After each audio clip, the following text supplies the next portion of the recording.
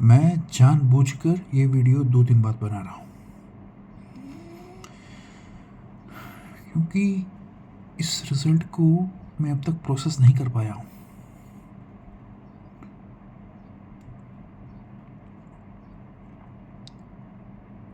After humbling defeat against real Madrid,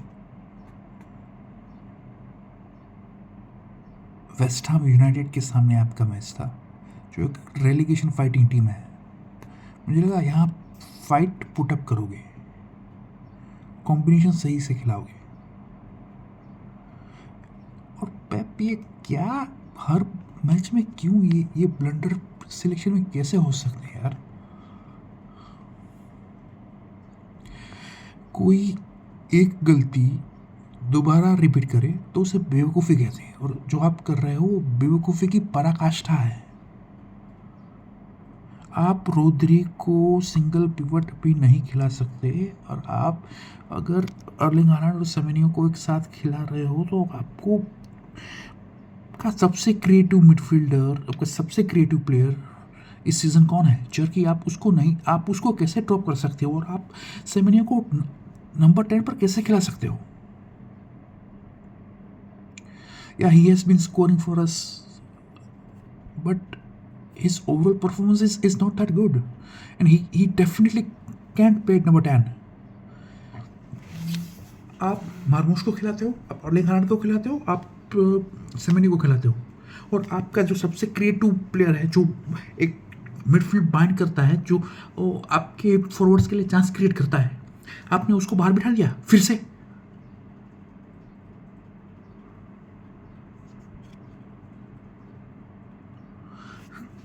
यार, इस match में वेस्ट हैम यूनाइटेड ने सिर्फ एक अपॉर्चुनिटी क्रिएट की पूरे मैच में, वो कॉर्नर थी, वो भी फर्स्ट हाफ में। उसके अलावा उन्होंने इस मैच में कुछ भी क्रिएट नहीं किया है। और जब आपने चर्की को इंट्रोड्यूस किया गेम में, उसके बाद आप रिजल्ट देख लो। चर्की की फर्स्ट टच उसने ऑलमोस्ट असिस्ट दे दी थी अर्लिंग हालैंड को, and Erling should have put that ball back into the net.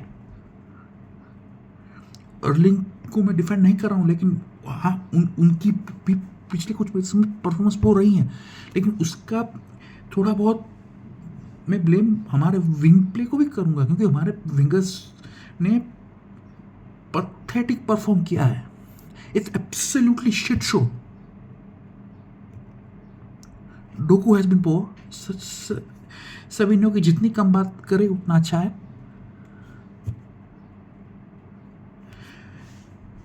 Semenyo is more suited as a number 9.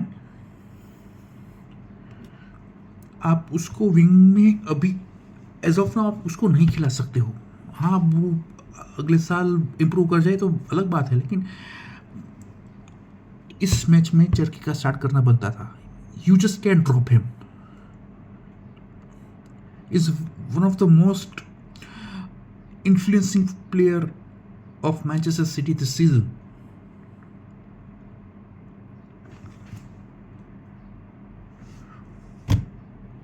Second half में चर्की करने के बाद आपने बिल्कुल आपकी गेम में फ्लूइडिटी आई, आप गेम को कंट्रोल कर रहे थे, लेकिन एंड प्रोडक्ट फिर भी मिसिंग था। हमारे मैच से पहले आर्सेनल अपना मैच खेल गई और वो 10 पॉइंट की लीड लेके बैठी थी। आपको यह मैच जीतना ज़रूरी था।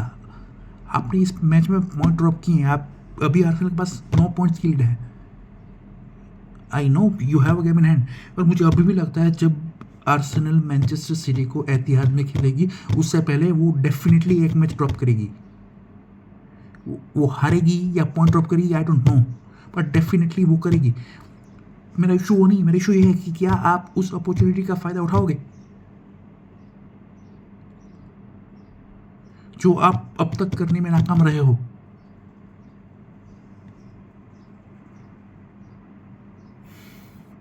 आपके पास गेम इन हैंड है, लेकिन इसका फ़ायदा क्या? मुझे सचमुच नहीं लग रहा कि आप 4 गेम विनिंग स्ट्रीक अभी एज ऑफ नाउ हम अच्छे परफॉर्म करके निकाल पाएंगे। देखिए, जो भी हो, आप आज मुझे लगता है यार ये title race is all but done. Arsenal is going to win this title. Champions league में आज आप बाहर हो जाओगे, आप मैच जीत जाओगे आज, मुझे इस बात का यकीन है, लेकिन ओवरऑल टाई आप 3 गोल का deficit, I don't, it's very difficult to overcome that. So I think आप आज चैंपियंस लीग से भी बाहर हो जाओगे. आप अभी भी 2 कॉम्पिटिशन में हो. Show something to us man. जो भी हो, जैसे ये सीजन कंप्लीट हो, एक रिव्यू हो इस सीजन का होना अब जरूरी है. ऐसे नहीं चल सकता. आपको क्या लगता है हर साल लिवरपूल ऐसे ही फेल होगी? उनके पास भी नया हो जाएगा, वो फिर से खड़े हो जाएंगे. मैनचेस्टर यूनाइटेड ऐसा लग रहा है वापस आ गए. चेल्सी का पता नहीं. आर्सेनल अभी ऐसा लग रहा है वो डोमिनेट करेंगे. Aston Villa is here and there.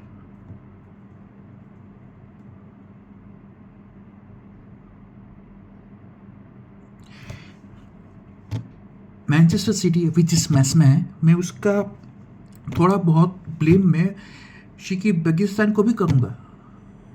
After winning a travel आपके पास अपॉर्चुनिटी थी कि आप अच्छे से रिबिल्ड कर लेते, लेकिन आपने बहुत हल्के में लिया and you are paying the price for that.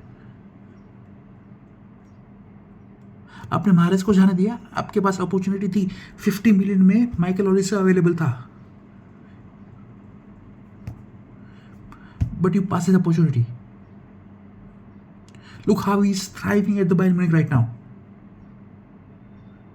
पिछले साल जनवरी ट्रांसफर विंडो में you have the opportunity to get Kvaratskhelia around 60 or 70 million. In that kind of money, you get the quality of Kvaratskhelia. That is some deal.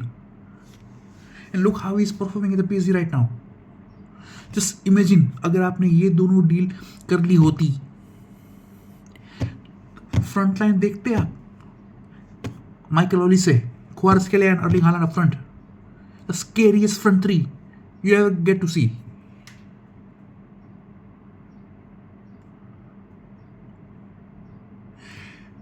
Julian Alvarez को आपको नहीं बेचना चाहिए था.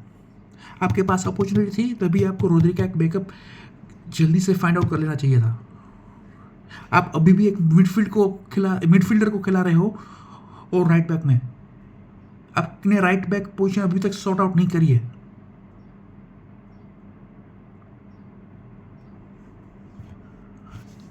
ऐसे नहीं चल सकता. आपको अब बहुत कड़े फैसले लेने पड़ेंगे. You have to let some players go, specially Doku and Savinho. अगर आपको लगता है साविनियो बहुत कमाल का पोटेंशियल है उसमें, कोई बात नहीं, आप उसको लोन आउट कर दो यार, या बेच दो, बायबैक क्लॉज डाल दो.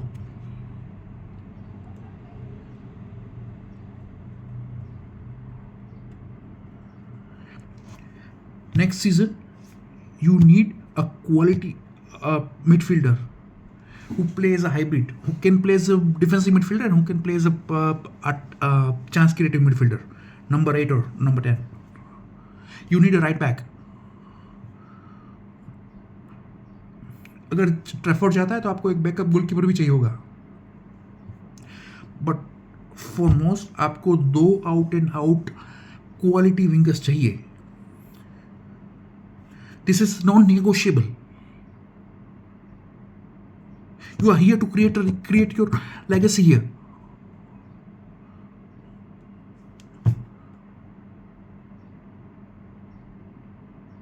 अगर आपको लेगेसी क्रिएट करनी है तो आपको कुछ डिसीजंस लेने पड़ेंगे.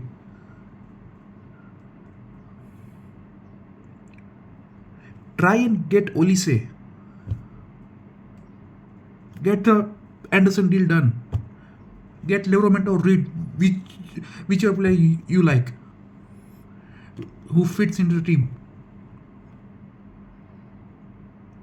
Give Rodri the extension. These are the must.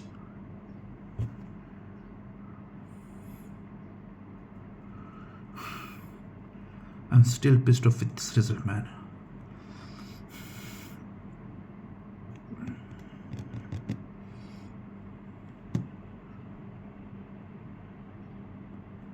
Guys, if you like my content, please do subscribe.